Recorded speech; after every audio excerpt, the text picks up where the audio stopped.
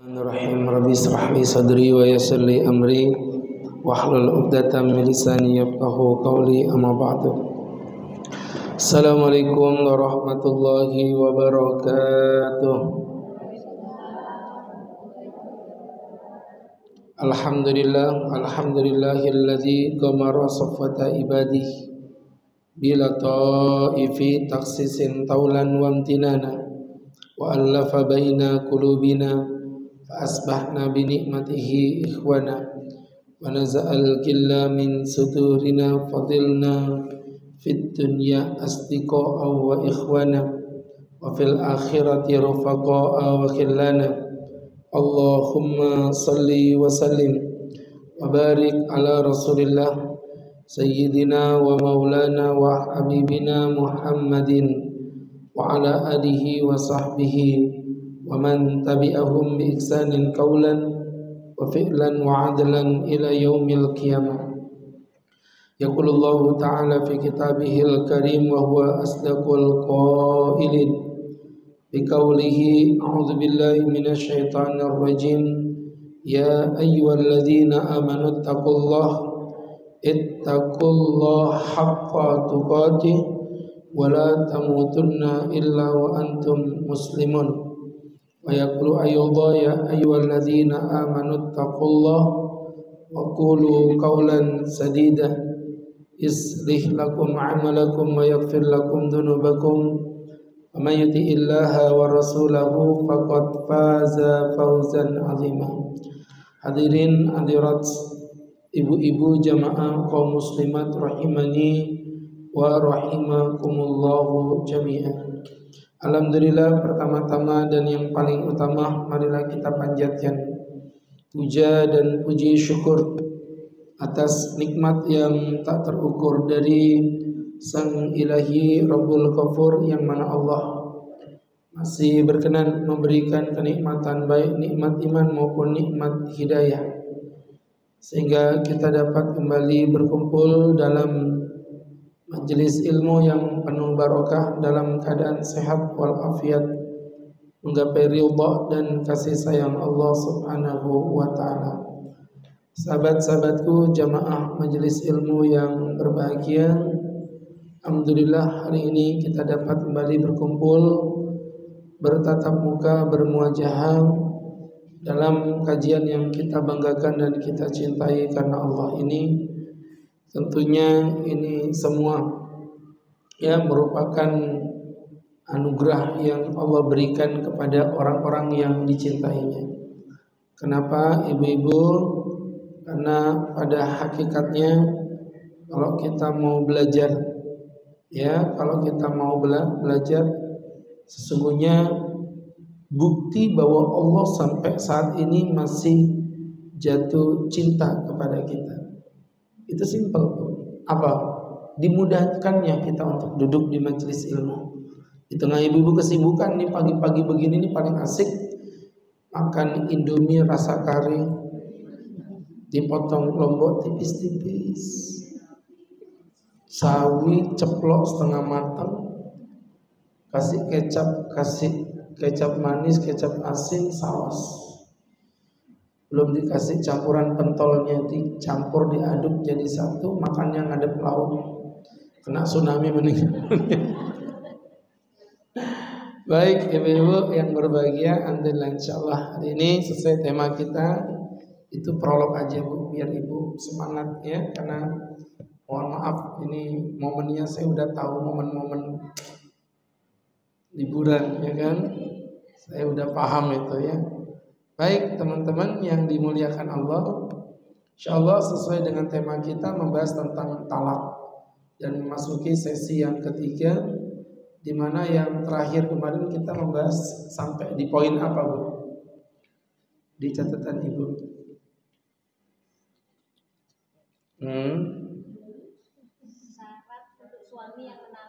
Syarat untuk suami yang menolak istrinya. Baik, terima kasih ibu-ibu yang dimuliakan Allah Subhanahu wa taala. Kan syarat talak itu memang kita bagi-bagi kemarin Bu ya.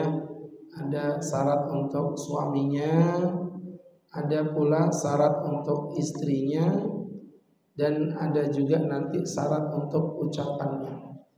Nah, untuk syarat untuk suaminya tadi sudah berakhir sampai di poin yang bercanda itu ya. Iya, betul ya. Bercanda gitu ya. Dan kesimpulannya talak bercanda kemarin jatuh apa tidak?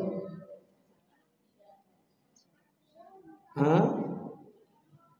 Katanya udah dicatat, gimana sih?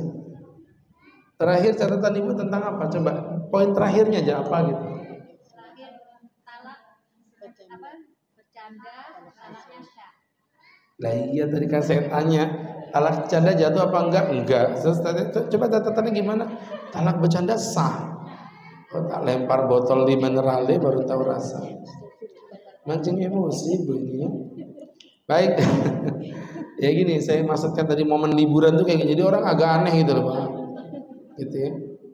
Baik, jadi kesimpulannya kita udah menuntaskan syarat untuk suami yang menceraikannya. Dan ini memang yang agak rumit di sini, Bu. Dan poin terakhir kemarin adalah talak dalam kondisi bercanda, dan Ustadz sudah sampaikan tetap jatuh. Artinya sah. Menurut mayoritas ulama selain Imam Malik mengatakan walau kana hazilan, walaupun cuman bercanda au la'iban atau bermain-main. Ya, ibu-ibu yang dimuliakan Allah, rujuk pada firman Allah yang pertama, ya. Firman Allah Subhanahu wa taala yang pertama di mana Allah menyebutkan dalam surat Al-Baqarah 231, wala tattakhidhu ayatillahi huzwa. Janganlah engkau menjadikan ayat-ayat Allah sebagai bahan permainan atau bahan candaan. Adapun hadis yang lebih spesifik adalah hadis riwayat Abi Hurairah di mana Nabi SAW qala bersabda, "Salatun jidduhun najid." 3 perkara yang bercandanya adalah bercanda. Saya ulangi, 3 perkara yang seriusnya adalah serius, wa hazluhun najid, dan bercandanya adalah serius. Jadi ibu serius, bercanda serius gitu. Nah, siapa itu ya Rasulullah? Yang pertama kata Nabi an-nikahu, yaitu pernikahan. Yang kedua wa talaku, yaitu talak, perceraian, wa raj'ah, dan rujuk. Ya, 3 perkara ini Bu tidak bisa dibuat untuk bercanda. Jadi misal contoh sama teman laki-laki, saya bilang gini, "Mas, aku nikahkan putriku Fatimah kepadamu dengan mas kawin seperangkat alat sholat dibayar tunai." Terus dia bilang, "Iya, aku terima." Itu jatuh loh, Bu. Pernikahan itu. Jadi nggak bisa berdalih, "Aku tadi bercanda Pak Ustadz." Oh, nggak bisa. Nggak bisa. Kalau yang namanya pernikahan, walaupun disampaikan dengan bahasa bercanda, itu jatuhnya tetap pernikahan. Makanya hati-hati ibu-ibu. Ya, termasuk tadi yang kedua talak. Orang menceraikan istrinya misalnya ngeprank. Kan sekarang sering tuh suami-suami ngeprank istri. "Dek, aku cerai kamu." "Apa Mas?" Nangis jerit-jerit. Kemudian setelah itu baru taras, "Selamat hari ulang tahun, April Mop," begitu kan? Nah, yang seperti itu ibu-ibu tidak bisa dibuat main-main. Jadi jatuh cerainya Pak Ustadz, ya jatuh berceraian gitu. Hati-hati ibu-ibu yang dimuliakan Allah Subhanahu wa taala. Kemarin ada beberapa talak yang tidak jatuh, contohnya kayak dipaksa, ya memang itu tidak jatuh.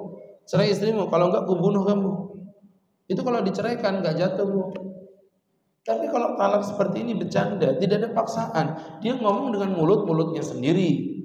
Dia ngomong dengan bahasa kesadarannya sendiri. Tidak ada pemaksaan. Walaupun bercanda, jatuh cerai. Termasuk kemarin talak dalam kondisi emosi.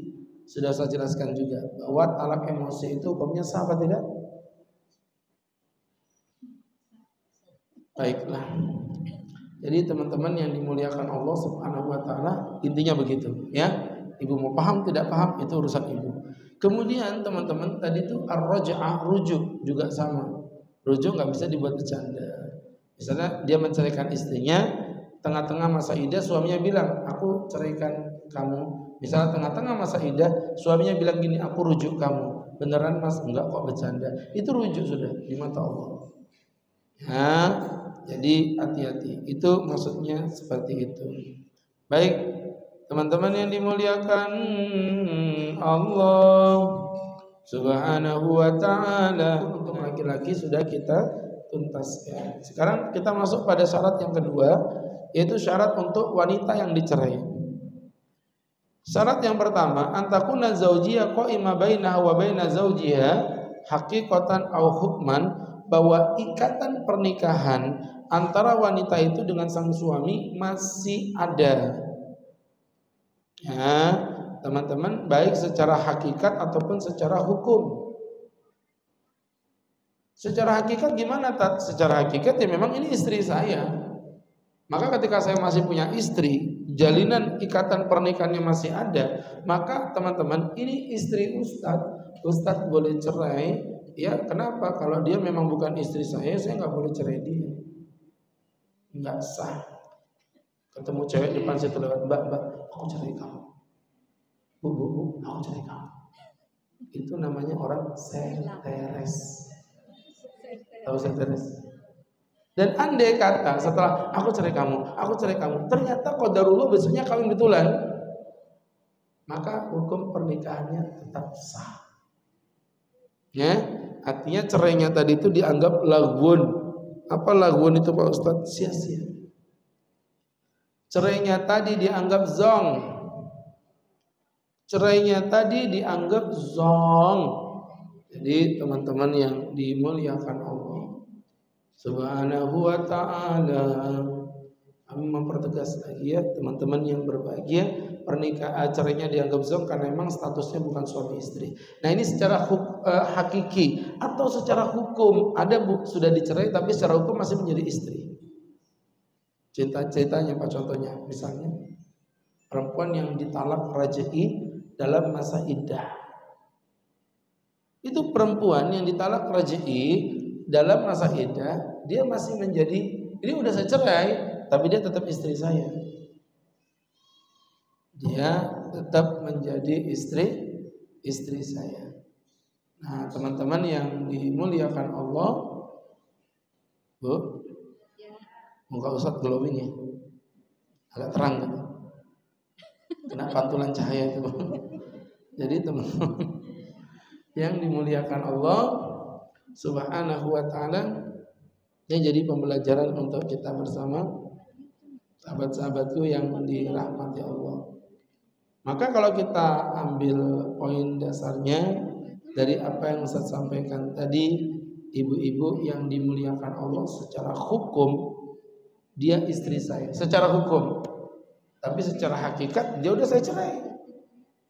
Kenapa dia secara hukum masih istri saya? Buktinya kalau saya rujuk, saya nggak mau nikah ulang. Saya cuma berkata, aku rujuk kamu, selesai.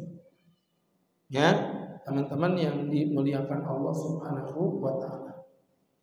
Dan secara hukum masih istri saya, buktinya apa? Saya juga masih wajib menafkahi dia. Dan dia juga haram, Bu. Diharamkan dia untuk menikah dengan laki-laki lain. Jangankan menikah, Bu, dilamar saja hukumnya haram.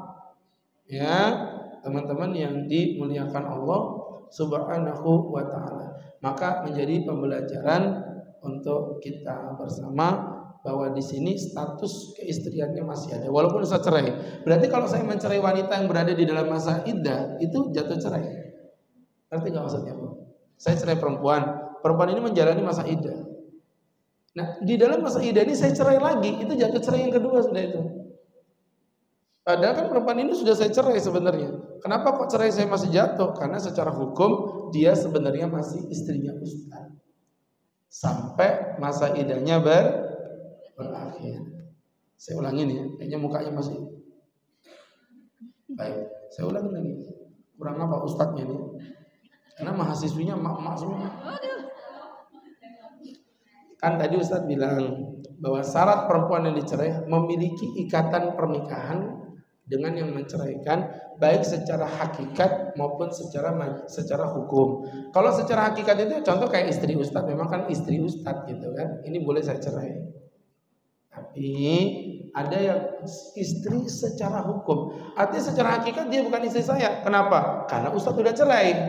Tapi kenapa ini masih dianggap istrinya Pak Ustadz? Karena dia masih berada di dalam masa iddah. Jadi perempuan itu, Bu, ini misalnya perempuan, "Hai, aku cerai kamu."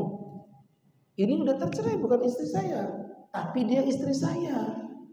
Kenapa? karena dia masih menjalani masa iddah. Bukti ini istri saya ini masih wajib nafkahin dia. Dan yang kedua, dia tidak boleh kawin sama laki-laki manapun. Dilamar aja haram. Karena istri saya memang, tapi bukan istri saya. Bingung kan? Saya aja bingung apalagi itu.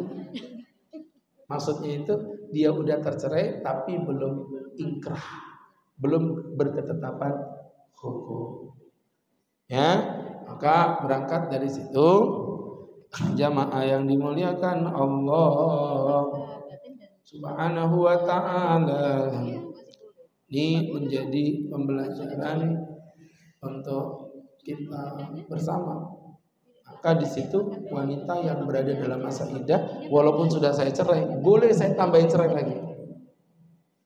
Jadi cerai di atas cerai. Jadi jatuhnya 2 kali. Aku cerai kamu, Dek. Dia menjalani masa iddah. Tengah-tengah masa iddah saya gini lagi. Aku cerai kamu, jatuh 2.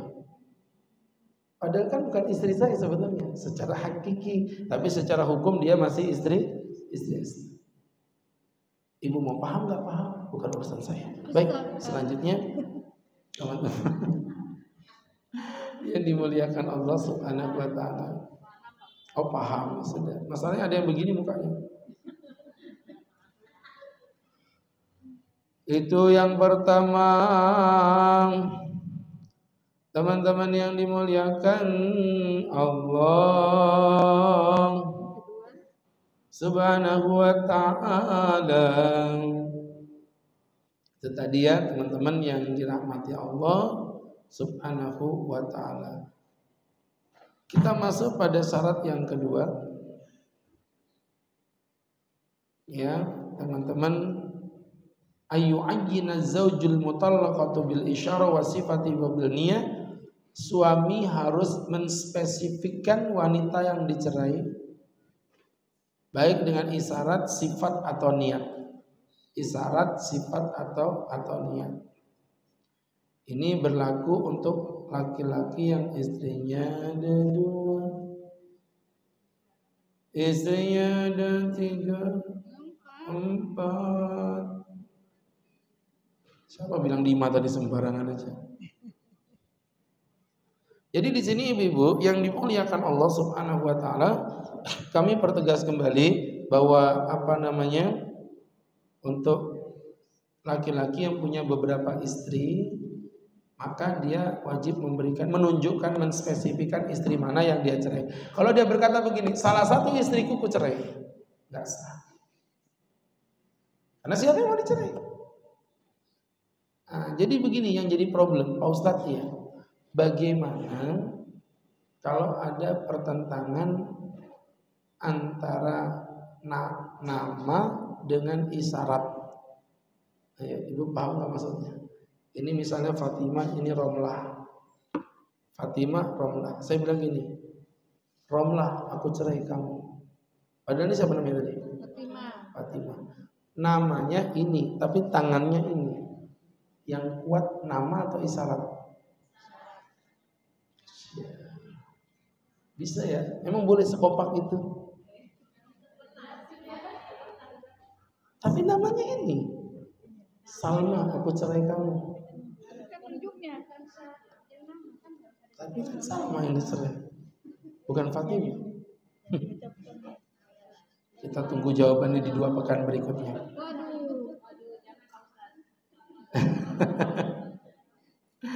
Baik, perhatikan kata para ulama, wa inna asyara ila wahidatin wa wasafa ghairaha. Jika dia memberi isyarat pada salah satu istrinya dan dia memberikan sifat pada yang lain, maksudnya tangannya nunjuk ke Fatimah tapi mulutnya ke Salma atau ke Romlah, maka tulliqat al-musyar ilaiha, maka yang dicerai adalah yang ditunjuk. Berarti Fatimah yang tercerai. Ya, karena kekuatan isyarat jauh lebih kuat dibandingkan dengan sifat atau dibandingkan dengan nama. Jadi untuk wanita yang dicerai syaratnya 2 tadi Bu ya. Pertama masih terikat dengan pernikahan baik secara hukum maupun secara apa tadi? Hakikat. Yang kedua, wanita tersebut adalah wanita yang spesifik, maka tidak boleh bercerai dengan sifat yang masih global atau yang tidak spesifik, yang tidak jelas, agar memunculkan perbedaan. Ini yang mana yang dituju, maksudnya yang mana? Anda tahulah dia, kan begitu maksudnya. Wallahu a'lam bishawab. Baik. Kemudian kita masuk pada syarat yang ketiga. Tadi kan syarat suami sudah, syarat istri sudah. Syarat yang ketiga adalah syarat untuk yang berkaitan dengan sigot talak. Jadi sigot itu ucapannya maksudnya, Bu, ya. Yang berkaitan dengan sigot yang berkaitan dengan ucapan. Maka talak dibagi menjadi 3. Yang pertama talak ucapan, yang kedua talak dengan tulisan, dan yang ketiga talak dengan isyarat. Saya ulangi lagi, ibu-ibu yang berbagi ada 3 tadi. Talak yang pertama dengan ucapan, yang kedua dengan tulisan, dan yang ketiga dengan isyarat. Baik, kita akan bahas satu persatu, Bu, ya. Yang pertama adalah talak dengan ucapan. Jamaah yang berbahagia yang dimuliakan Allah Subhanahu wa taala, berkaitan dengan talak dengan ucapan dibagi menjadi 2 bagian. Apa saja Pak Ustadz? Yang pertama adalah talak sharih. Talak sharih, S-O-R-I-H, sharih. Dan yang kedua namanya talak kinayah. Namanya talak kinayah, K-I-N-A-Y-A-H, kinayah. Begitu jamaah yang dimuliakan Allah Subhanahu wa taala. Tadi kan talak terbagi menjadi 3. Ada talak ucapan, ada talak tulisan, ada talak isyarat. Nah, talak yang ucapan itu terbagi menjadi 2. Ada talak yang sifatnya sharih, ada talak yang sifatnya kinayah. Apa bedanya sharih dengan kinayah, Pak Ustadz? Beda. Kalau sharih dia belakangnya rih, sedangkan kinayah belakangnya. Nampaknya ibu udah pada paham. Baik, kalau begitu kita lewatin. Ya, ibu yang berbahagia. Itu tadi bedanya sharih dengan kinayah.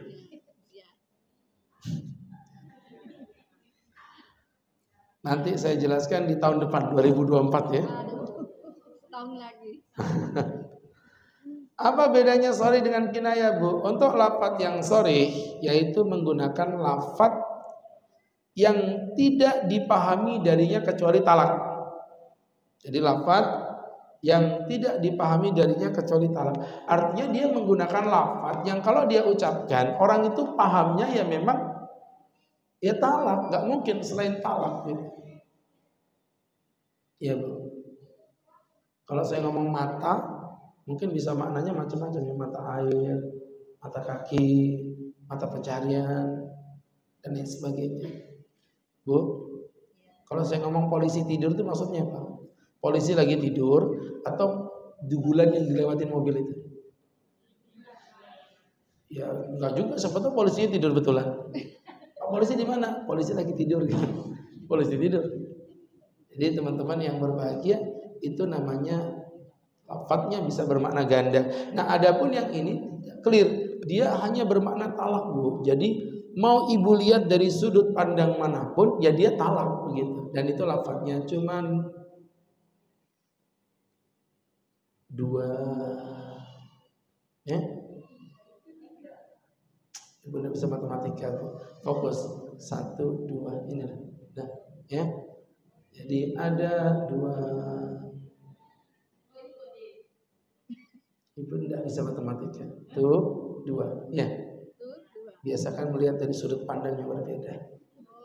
Ustadz istrinya ada berapa? 4. 1, 4. Lihatlah dari kehusnudonan diri. Begitu.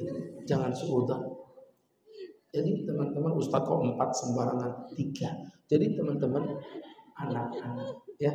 Jadi teman-teman anak yang cewek maksudnya. Jadi ibu-ibu yang dirahmati Allah, ibu-ibu, maka ada 2. Iya. Ibu-ibu yang dimuliakan Allah Subhanahu wa taala, tadi itu talak lafadznya ada 2. Yang pertama adalah talak dan yang kedua adalah cerai. Kalau bahasa Arabnya yang pertama adalah talak, yang kedua adalah sirah.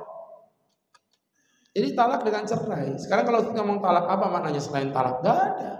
Cerai, apa maknanya selain cerai yang dimasukkan talak itu apa coba? Gak ada. Ya talak, cerai. Gitu Bu. Makanya mohon maaf ibu-ibu yang berbahagia, kalau ada suami berkata, aku talak kamu, aku cerai kamu, berarti itu namanya talak apa Bu? Sorry. Nah yang kedua adalah talak kinayah. Kalau kinayah ini menggunakan talak yang bisa bermakna 2. Bisa bermakna talak, bisa bermakna tidak talak. Contoh, pergilah kamu dari rumahku, tak sudi aku memandang wajahmu, nyalah engkau dariku, pulang ke rumah ibumu, ranjang ini haram bagimu. Ku menangis gitu, membayangkan. Nah, ibu-ibu yang berbahagia, yang seperti ini Bu, ini namanya kinayah. Bisa bermakna 2, bisa bermakna cerai, bisa juga bermakna tidak cerai.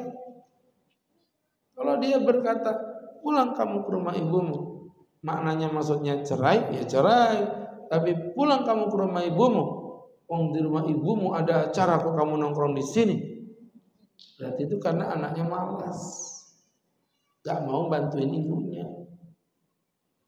Jangan kamu tidur di ranjangku.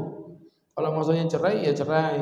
Tapi kalau jangan tidur di ranjangku, ranjangku S1 punya, bodimu gemuk sekali, nanti rusak. Bisa. Berarti bukan cerai. Maka ini bisa bermakna ganda. Nah maka bedanya sorry dengan kinayah terjadi pada niat. Kalau sorry tidak butuh niat, kalau kinayah butuh niat. Makanya ada yang tanya, Tat, kalau ada kata-kata pergi kamu dari rumahku, apakah itu jatuh cerai Pak Ustadz? Saya bilang itu bisa jadi cerai kalau suaminya niat bercerai. Tapi kalau suaminya tidak ada niat cerai, ya berarti itu bukan perceraian. Coba. Jadi ibu-ibu yang dimuliakan Allah, di sini yang Ustaz sering bilang hati-hati. Lagi udah ngucapin kata cerai atau kata talak, aduh, nyesel. Gak laki, gak perempuan sama aja. Yang laki-laki dikit-dikit cerai karena emosi, itu murni karena kebodohan. Cerai karena emosi. Tapi ada yang lebih bodoh dari itu. Siapa kan perempuan yang mancing-mancing emosi suaminya agar suaminya menceraikan dirinya? Ada perempuan begitu. Udah mas, capek aku hidup sama kamu. Aku udah gak butuh sama kamu. Emang kamu berani nyerai aku? Laki digituin. Walaupun hatinya berkata tidak, dia akan tetap berkata cerai. Kenapa? Karena harga diri yang harus dia jaga. Udah mas, kalau kayak gini caranya cerai aja. Saya bilang, terserah kamu. Terus ibu bilang gini, iya cerai. Jatuh cerai. Jadi ibu-ibu yang dimuliakan Allah, tentu saya ngomong di sini kapasitas saya sebagai seorang guru ya, bukan sebagai seorang pakar hukum ya. Nanti kalau ibu kaitkan, tapi kan belum sidang, itu urusan administrasi. Tapi real de facto teman-teman yang berbahagia, bahwa ketika laki-laki mengucapkan kata cerai, maka secara otomatis teman-teman yang dimuliakan Allah Subhanahu wa taala, secara otomatis jatuh cerai walaupun tidak sidang. Tidak ada satu ulama pun di muka bumi yang mengatakan cerai harus sidang. Mentok-mentok hanya bilang cerai wajib ada saksi. Ada, itu Syekh Ibn Taimiyah. Tapi itu pun pendapatnya minoritas, lemah. 4 mazhab mengatakan tanpa sidang, tanpa saksi, cerai jatuh. Jadi jangan main-main. Kayaknya masalah cerai ini ngeri. Jadi masalahnya kayak gini nih ya, yang pengajian, ya ibu-ibu. Padahal nanti kalau yang melakukan cerai siapa? Bapak-bapak. Kenapa dia asal ngomong nggak ngerti efeknya? Nggak tahu hukum. Dia nggak tahu hukum. Jadi ngomong sekena-kenanya sendiri. Na'udzubillah. Ya begitulah. Itu maksudnya. Padahal ngeri Bu ya. Setiap ucapan cerai jatuh cerai. Apalagi kalau dia pakai bahasa cerai atau talak, clear sekali itu. Mau lari kemana lagi? Nggak ada lagi jalan keluar. Baik. Untuk yang talak yang kedua tadi, namanya talak apa tadi Bu? Kinayah. Di sini butuh niat kalau ini Bu.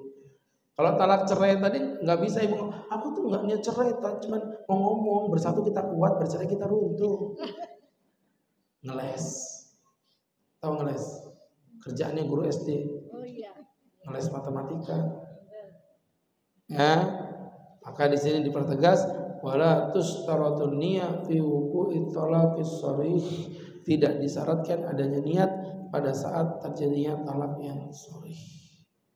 Jadi kalau udah talak sharih asal ngomong cerai ya jatuhnya cerai. Tuh maksudnya begitu Bu. Jadi sekali lagi ini gak bisa ibu ambil kayak main-main gitu, gak bisa. Ini ibu lihat sendiri tadi, dan ini saya udah baca di wajah ibu pun sudah kelihatan. Sebenarnya ibu lagi mikir, kayaknya dulu pernah ya suami ngomong cerai itu ya. Itu tuh sering begitu. Kenapa? Tadi kadang nggak ikut kajian. Ya, seperti itu. Wallahu ta'ala a'lam bishawab. Baik teman-teman yang berbahagia, itu beratnya jadi laki-laki. Kalau perempuan mau ngomong cerai 10 kali juga, aku cerai kamu, aku cerai kamu, aku cerai kamu. Suami cukup menjawab 1 kata, ndak urus, selesai. Perempuan gitu. Tapi tadi kata Ustaz, istri bisa menceraikan suami, itu namanya talak mu'allaq. Nanti kita pelajari, nggak usah dicatat. Namanya talak mu'allaq. Talak mu'allaq itu apa? Talak yang digantung. Mas, kayak apa kalau kita cerai? Terserah kamu. Paham? Kalau saat itu juga, pada saat itu juga ibu jawab, iya, cerai, jatuh cerai. Tapi itu bukan maknanya istri mencerai suami. Tetap suami mencerai istri, cuman namanya talak mu'allaq, talak yang digantung, dipasrahkan kepada ibu. Itu bisa digunakan haknya, tapi dengan secepat kilat, tidak boleh dinanti-nanti. Ya, seperti itu. Baik, saya pikir jelas itu tadi untuk talak yang pertama, yaitu tadi ucapan. Jadi ada 2 Bu ya. Ingat-ingat, ada sharih, ada kinayah. Bedanya kalau sharih tidak butuh niat, kalau kinayah butuh niat. Kemudian yang kedua adalah talak menggunakan apa tadi Bu? Tulisan. Oh mohon maaf Bu, saya lupa tadi menjelaskan berkaitan dengan masalah talak dengan ucapan. Jadi belum pindah dulu ya, masih ucapan dulu. Ini ada sedikit masalah yang disampaikan para ulama, yaitu berkaitan dengan masalah apakah niat ini membutuhkan daripada korinah. Korinah itu pertanda. Jadi artinya begini, seorang suami nggak bisa juga ngomong, ini kan talak kinayah, tak butuh niat, dan aku nggak ada niat cerai. Itu hakim nggak bodoh, dipanggil sama hakim nanti di sidang. Apa betul? Kamu ini talaknya talak saya ulangi, talak kinayah, dan beneran saya ini gak ada niat cerai Pak Hakim. Beneran, bener Pak Hakim. Cius, mie apa? Mie oyeng, ya. Jadi ceritanya. Nah, dalam kondisi yang seperti itu, teman-teman yang dimuliakan Allah, tiba-tiba mohon maaf hakim tanya korinanya. Korina itu apa? Pertandanya. Saya itu nggak ada niat cerai. Dilihat sama hakim rumah tangganya baik-baik aja enggak? Rumah tangganya baik-baik aja enggak? Kalau rumah tangganya ternyata mohon maaf banyak masalah, mustahil Bu, dia bilang kayak tadi itu nggak mungkin. Itu pasti ada udang di balik peyek, balik batu. Jadi ibu baru dengar saya ada udang di balik peyek baru di sini. Jadi teman-teman yang dimuliakan Allah, maka ini jadi pembelajaran untuk kita bersama. Jadi hakim nanti akan mempertanyakan itu, nggak sembarangan. Kemudian berikutnya masih di masalah ini belum pindah. Idza talaqa imra'atahu fi nafsihi, jika dia menceraikan istrinya di dalam hatinya, walam yatalaffat bihi, dan dia tidak mengucapkannya, apakah jatuh perceraiannya? Tidak. Faham maksudnya, Bu? Saya dongkol banget sama istri saya ini. Pusing Ustaz. Dalam hati Ustaz saya gini, cerai kamu ya, cerai kamu. Tapi di hati mulut tidak berkata, maka itu belum jatuh cerai. Ya, saya ulangi, itu belum jatuh cerai. Berdasarkan hadis Nabi Muhammad SAW mengatakan, Innallaha tajawaza an ummati ma haddatsat bihi anfusuha malam ta'mal aw tatakallam. Sesungguhnya Allah akan memberikan remisi, memberikan pengampunan terhadap umatku atas apa yang diucapkan di dalam hatinya selama belum diucapkan, selama belum dikerjakan. Jadi di dalam Islam, ibu misalnya melakukan niat yang buruk, niat ibu yang buruk tadi itu masih dianggap zong sama Allah. Niat ibu yang buruk tadi masih dianggap zong sama Allah. Artinya niat ibu itu nggak dianggap sebagai dosa selama belum dikerjakan dan belum diucapkan. Ya, saya dalam hati saya ingin merusak atau menabrak motor ibu. Saya keinginan begitu.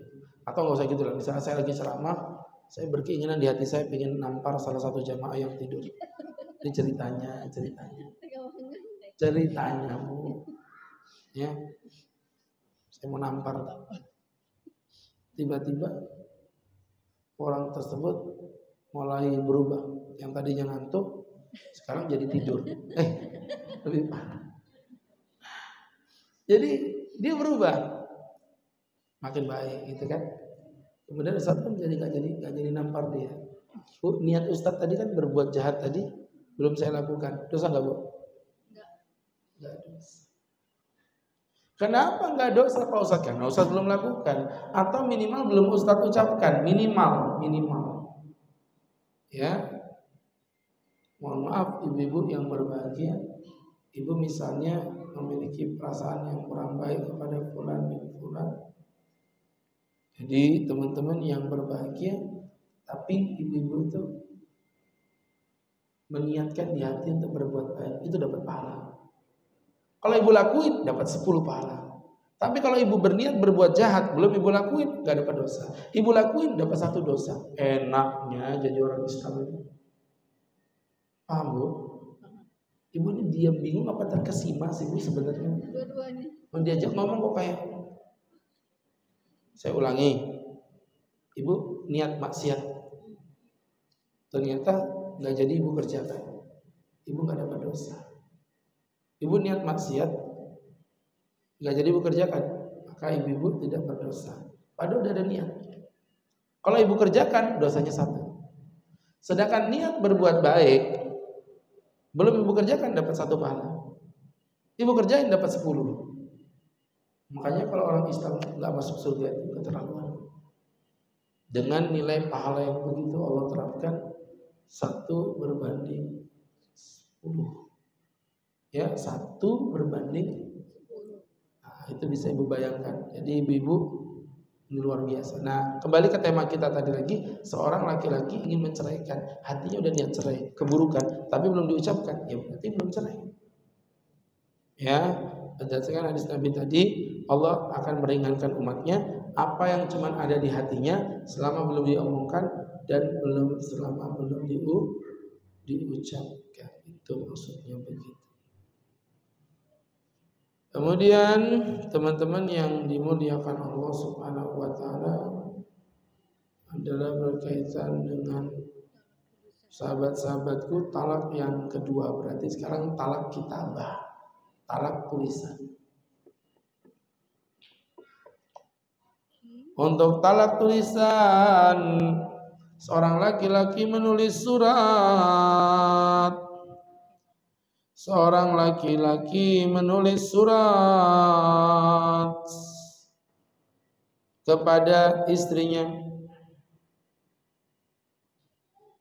Jadi ketika ada seorang laki-laki, teman-teman yang dimuliakan Allah Subhanahu wa ta'ala, menulis surat kepada istrinya, aku cerai kamu. Atau enggak usah surat lah, WhatsApp juga sama aja. Ya. WhatsApp juga sama saja, teman-teman yang dimuliakan Allah Subhanahu wa ta'ala. Nah, ini di WhatsApp lah siswa istrinya tadi, aku cerai kamu. Maka menurut 4 madhab perceraiannya jatuh, berarti alias perceraiannya itu jatuhnya sah di mata Allah Subhanahu wa ta'ala. Kenapa Pak Ustadz? Ya, dirujuk dari sebuah hadis riwayat Fatimah binti Qais. Ada Abu Amr bin Hafs menceraikan istrinya dalam kondisi tidak berjumpa. Fa arsala ilaihi wakilahu bisyairin fasakhathu. Maka dia pun mengutus seorang penyair, seorang wakil membawa gandum. Ya, teman-teman yang dirahmati Allah, ini ada kata-kata memutus utusannya membawa surat dengan isi gandum. Ya, artinya kalau kita pelajari sebagai sebuah bahasa isyarat zaman itu, bahwa gandum itu menunjukkan dia sudah dilepas, sudah bukan menjadi istrinya lagi. Ya, seperti itu. Begitu pula dalam kitab Az-Zuhri dikatakan idza kataba ilayya bitalaqiha, jika seseorang menulis surat kepada istrinya dengan perceraiannya, jatuh cerainya, talaknya tadi jatuh. Wa in jahadaha ustukhlifa, apabila suami bersumpah demi Allah, sumpahnya begitu, demi Allah kami tidak menulis surat itu, maka sang suami akan disumpah. Ya, di atas pengakuannya tadi itu. Begitu, teman-teman yang dimuliakan Allah Subhanahu wa ta'ala. Kalau suami menolak, kalau suami nggak nolak nggak usah. Dia kirim WA, Pak Hakim aku dikirim begini, panggil suaminya. Kamu yang nulis? Iya Pak Hakim. Ya udah selesai. Tapi kalau misalnya si suami bilang, enggak Pak Hakim bukan aku, itu yang nulis teman-temanku itu, jangan-jangan. Teman dipanggil, iya Kak, betul Pak Hakim. Apa yang kau tulis? Disuruh dia Pak Hakim, malah sama aja. Bulat. Jadi jamaah yang berbahagia, yang dimuliakan Allah. Baik. Kemudian berikutnya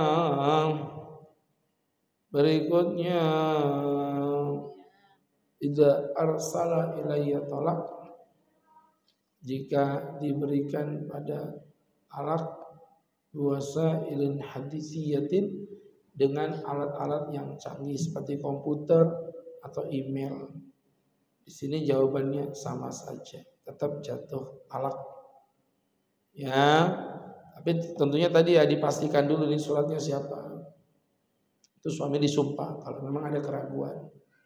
Disumpah demi Allah, ini bukan saya yang mengirim, mungkin teman-teman saya yang iseng Misalnya begitu, ini contoh begitu. Baik. Dari penjelasan Ustaz tadi, maka yang kedua, close pernikahan dengan dengan tulisan. Disah, kalau ada persengketaan baru si suami dimintai pertanggungjawaban demi Allah. Benar begitu? Benar Pak Hakim, saya nggak ada nulis surat itu. Itu maksudnya begitu. Kemudian yang ketiga adalah talak dengan isyarat. Jamaah yang dimuliakan Allah, untuk talak dengan isyarat, ya ini hukumnya tidak sah, tidak boleh, kecuali orang yang punya udzur seperti orang mohon maaf tunawicara. Orang tunawicara kayak apa lagi dia? Mana mungkin? Karena dia nggak memungkinkan untuk menceraikan dengan ucapan, karena emang nggak bisa ngomong. Maka dia cukup memberikan isyarat. Berarti cerai. Seperti itu. Ya, itu ada ilmunya, Bu. Karena isyarat itu juga kadang-kadang bisa berbeda, tergantung siapa yang mengucapkan. Oh iya, ada Nabi Muhammad lagi datang, Abu Bakar ngimamin sholat. Subhanallah, Abu Bakar oleh ke belakang. Sama Nabi dikasih isyarat begitu. Maksudnya apa? Lanjutkan. Sama dengan ibu lagi sholat, suami keluar. Dek, aku keluar dulu deh ya. Ada reunian sama mantan-mantanku. Apa maksudnya? Kutapak memang mulutmu ya. Jadi itu satu gerakan tapi artinya berbeda. Kayaknya buat hati-hati ya. Seperti itu. Jadi kesimpulannya apa? Talak dengan isyarat tidak sah kecuali bagi mereka orang-orang yang mereka memiliki daripada udzur ya. Seperti tadi, seperti orang yang memang tidak bisa berbicara, atau mungkin orang yang dalam kondisi tidak memungkinkan untuk berbicara. Misalnya mulutnya baru operasi, nggak bisa ngomong, menyampaikan aja. Seperti itu. Baik ibu-ibu yang berbahagia, itu tadi pembahasan pernak-pernik talak yang ketiga sudah kita tuntaskan. Nanti tema kita berikutnya bisa dicatat, yaitu jenis-jenis perceraian di dalam Islam. Wah, ini paling penting ini. Ini yang very penting.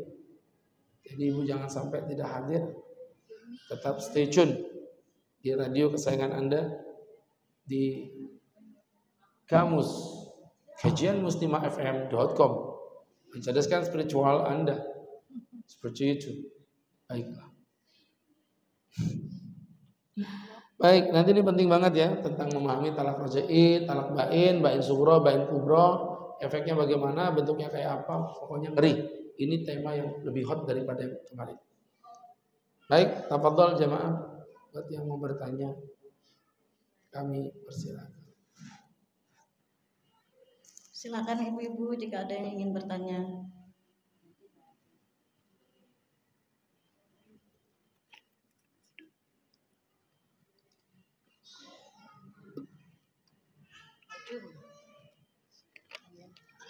Silakan ibu-ibu, boleh berkaitan tema, boleh di luar tema.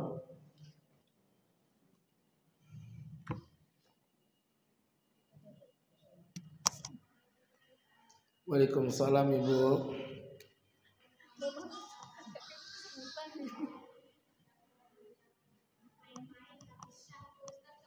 Tentang film yang diucapkan itu gimana Ustaz?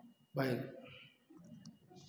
Ibu yang dimuliakan Allah Subhanahu wa taala, bintang film yang ijab kabul itu bagaimana Pak Ustaz? Dari gaya bahasa Anda adalah penggemar sinetron Indonesia.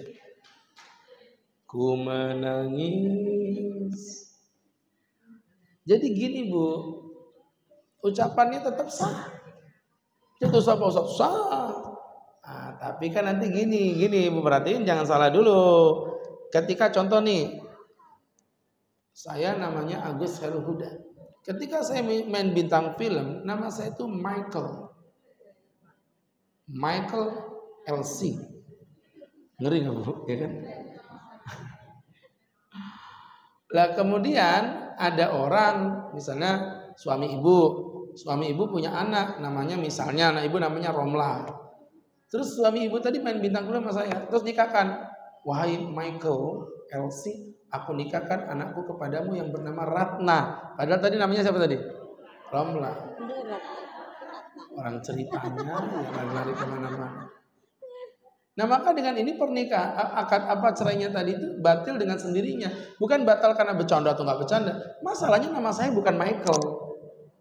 Nama saya Agus Elhuda. Dan namanya tadi Romla. Bukan Ratna.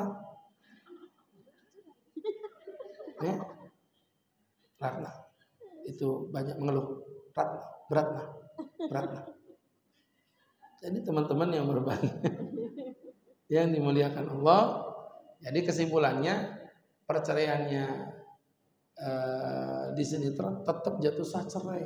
Cuman tadi otomatis menjadi gagal karena objek yang diceraikan atau objek yang dinikahkan dua-duanya salah semua. Namanya bukan namanya, sehingga otomatis laghun, sia-sia. Begitu. Baik. Ada yang lain? Silakan Ratna.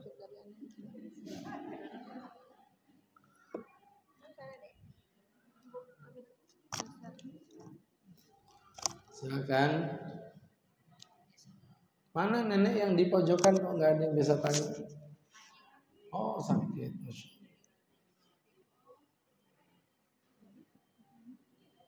Silakan jamaah.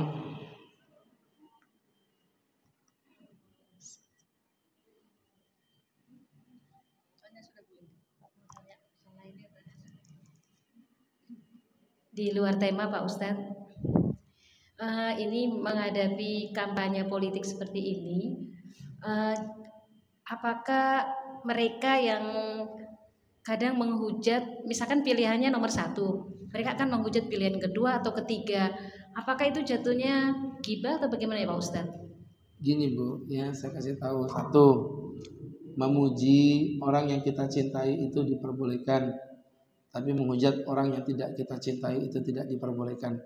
Saya punya istri, saya memuji istri saya boleh apa tidak? Boleh. Tapi boleh nggak saya mencaci istrinya orang?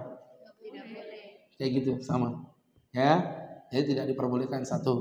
Yang kedua, mungkin bukan menghujat, lebih tepatnya mengkritisi. Kalau mengkritisi dibagi 2. Yang dikritisi ini, mohon maaf, objeknya adalah privacy atau memang yang sifatnya adalah umum. Kita tahu bahwa tiga calonnya, saya sebut aja langsung, itu memiliki background pejabat publik. Jadi mereka punya otomatis kebijakan-kebijakan yang sifatnya publik. Yang namanya publik ya otomatis bisa di-share di publik. Contoh, Pak Anies sebagai gubernur Jakarta, Pak Ganjar sebagai gubernur Jawa Tengah, Pak Prabowo sebagai Menhan. Silakan Anda cross check itu. Anda bongkar jejak digitalnya. Ya. Yang berkaitan dengan kebijakan publik boleh dikritisi, boleh, dan itu bukan ghibah. Karena pada hakikatnya dia sudah nge-share secara umum, ya kan? Mohon maaf ibu-ibu, saya tidak boleh, mohon maaf, menggibahi orang walaupun pakai baju seksi sebagai pelacur. Tapi kalau dia ngomong depan saya pelacur dan saya menjual diri saya, apa saya nggak boleh ngegibahin dia? Boleh. Kenapa? Karena dia sendiri yang sudah memproklamirkan kepelacurannya. Nah, kurang lebihnya seperti itu. Pemimpin pejabat publik dibahas tentang kebijakan publiknya, itu bukan ghibah. Yang nggak boleh itu ngomongin yang berbau privasi. Si fulan ini dulu pernah bercerai. Si fulan ini dulu misalnya orangnya terlalu kerempeng, terlalu gendut, bla bla bla. Itu yang sifatnya privasi, tidak ada hubungan dengan kepemimpinan, nggak boleh dibahas. Kalau dibahas, ghibah itu. Ghibah, walaupun dia merupakan calon presiden. Seperti itu ya. Sehingga berangkat dari situ kami mempertegas kembali yang dimuliakan Allah Subhanahu wa taala, bahwa yang sedemikian itu namanya bukan berghibah. Baik. Ada yang lain?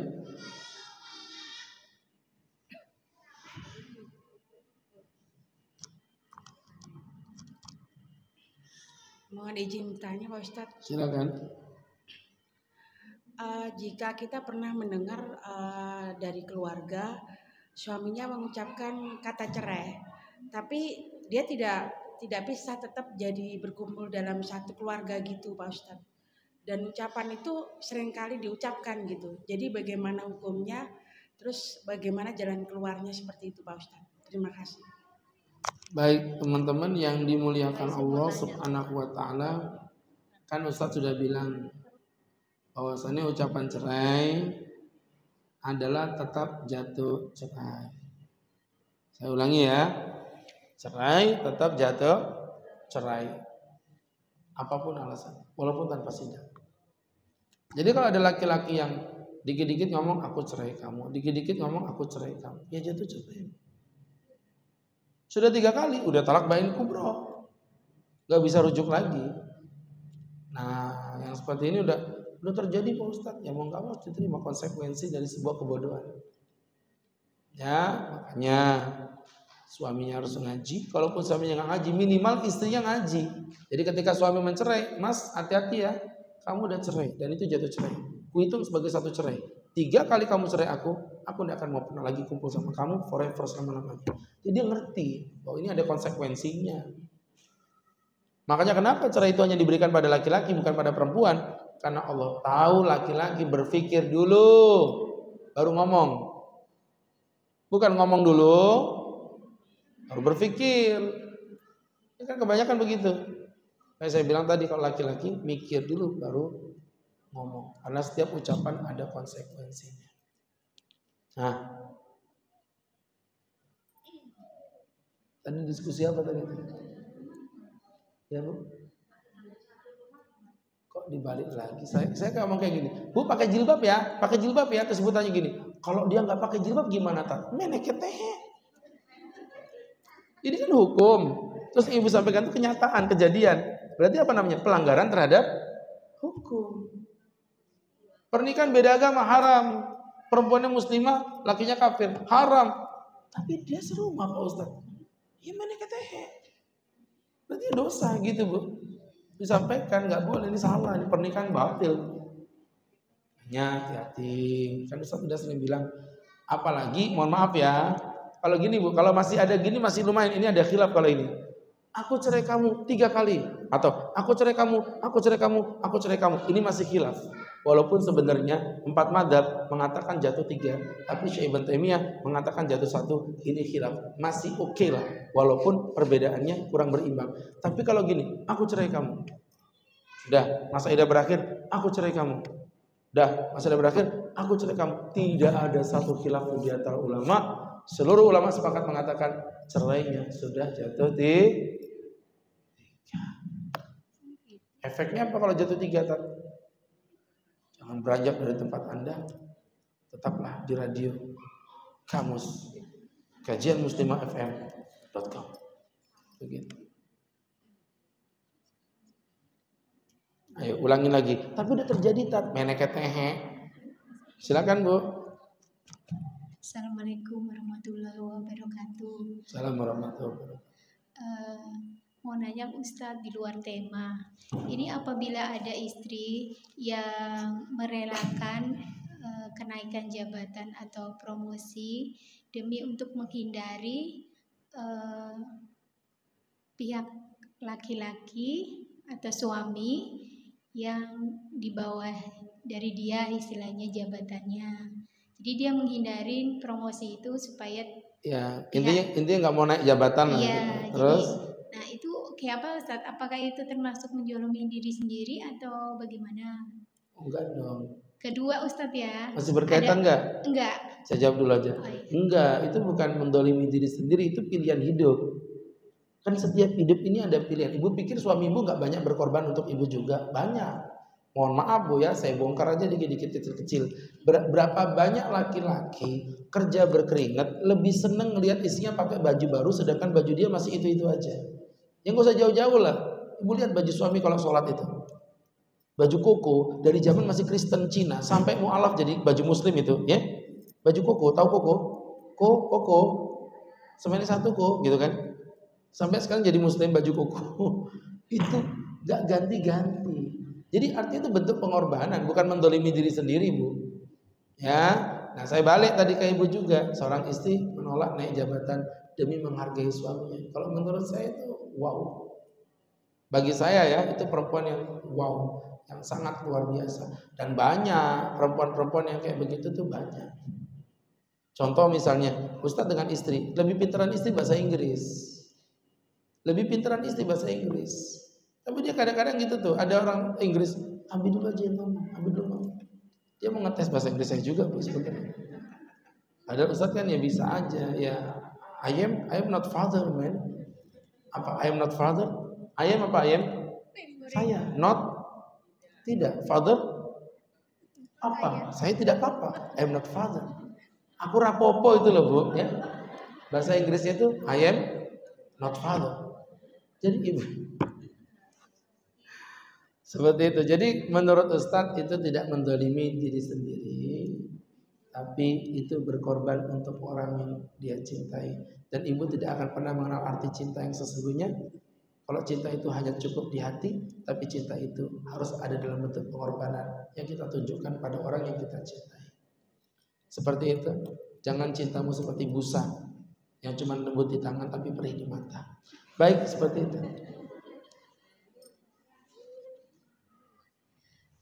Ada titipan pertanyaan Ustadz. Silakan. Untuk masa idah itu berapa lama ya?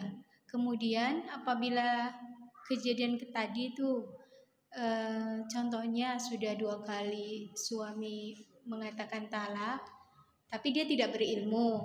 Kemudian sebelum masa idah sudah rujuk lagi Ustadz. Itu terus masa idahnya itu yang tadi berapa lama? Gak paham saya. Maksudnya dia menceraikan istrinya. Memberi talak. Ya cerai sama talaknya podo ae toh, Bu. Iya, sebelum masa idah. Katanya masa idah tuh 30 hari atau berapa? Nanti ada pembahasannya, tenang aja. Cuma jadi saya bocorin 3 kali haid misalnya. Oh gitu. Jadi terus, sebelum sebulan, misalnya sebelum 30 hari dia sudah rujuk lah. Maksudnya Mas berhubungan gitu loh. Tidak ada hubungan 30 hari itu Bu, ngarang tadi itu. Katakan gini aja, sudah masa idahnya udah berakhir apa belum? Coba saya tanya. Makanya tadi karena kita tidak tahu masa idahnya berapa. Ini sudah saya kasih tahu tadi barusan 3 kali haid. Kejadiannya gitu loh Ustadz. Ini kejadian. Susah saya jawabnya kalau Ibu nggak tahu. Enggak, sampelnya sekitar sebulan. Sebulan tapi berarti belum lah. Belum. Iya. Oh ya sudah. Berarti belum. Berarti 3 kali haid. Ya. Nah, pertanyaannya apa? Yaitu sebelum, kan pertama kita nggak tahu jelasnya berapa lama masa haidnya. Kemudian ada kejadian, misalnya yang tadi itu, kemudian dia rujuk lagi gitu loh Ustaz. Gini Bu, kenapa saya dari tadi tuh ngomel-ngomel? Karena gini, nggak bisa dijawab pertanyaan Ibu. Kalau Ibu belum jawab, dia udah masa idah berakhir apa belum? Karena efek hukumnya beda. Kalau masih di dalam masa idah, itu masih bisa dirujuk. Rujuknya nggak pakai nikah. Aku rujuk kamu, balik sudah dia. Tapi kalau di luar masa idah nggak bisa dirujuk, harus nikah ulang. Itu yang membuat kenapa saya harus memastikan masa idahnya udah berakhir apa belum. Terus Ibu tadi ngarang 30 hari, saya bilang 30 hari itu nggak ada. Yang kita kenal 3 haid. Ya, 3 kali haid bagi wanita yang masih normal haidnya. Jadi kalau udah ngelewati 3 kali haid, misalnya diceraikan pas suci nggak kehitung. Sampai haid terhitung 1, suci haid 2, suci haid 3, baru suci lagi, baru boleh menikah dengan laki-laki lain. Seperti itu. Dia yang nanya, dia yang nyuekin, ya. Baik. Iya, belum tahu masa idahnya. Lah iya, ini kan lagi dikasih tahu. Kan beliau nanya, aku jawab, ya kan? Dia bertanya, aku nggak tahu masa idah Pak Ustadz. Saya kasih tahu masa idahnya 3 kali haid. Terus tanya hukumnya, terus apa efeknya? Saya kasih tahu. Kalau masih 30 hari belum masa haid selesai, belum masa idah selesai, berarti masih bisa dirujuk. Nggak pakai akad nikah, cuman kamu kurujuk deh, balik sudah. Tapi kalau udah lebih dari 3 kali haid, masa idah berakhir, otomatis sudah bukan istrinya lagi, nggak bisa dirujuk, wajib nikah ulang.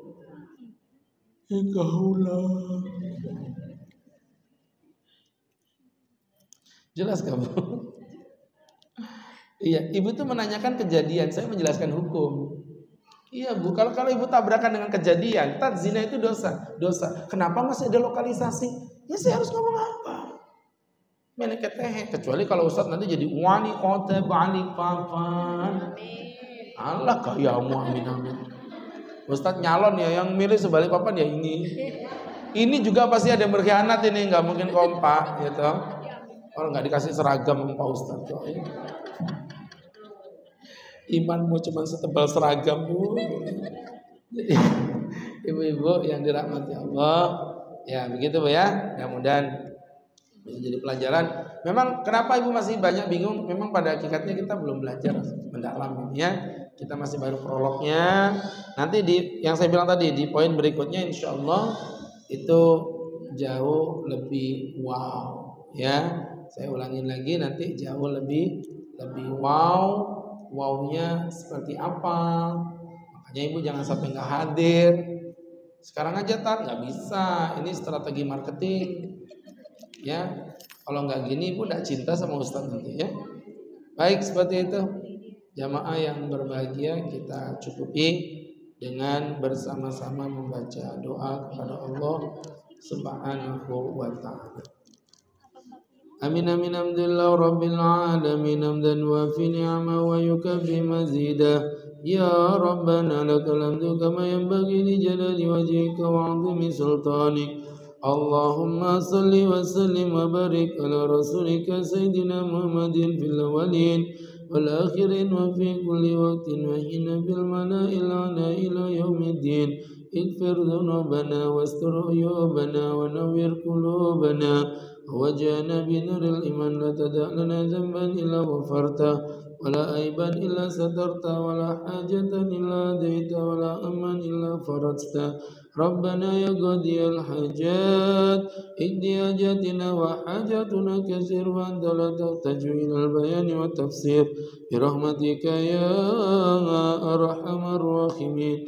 Rabbana wa sallallahu ala sayyidina Muhammadin nabiyil ummi wa ala alihi wa sahbihi wa sallam warzuqna lahul mutaba'ati lahu zahiran wa batinan ya arhamar rahimin.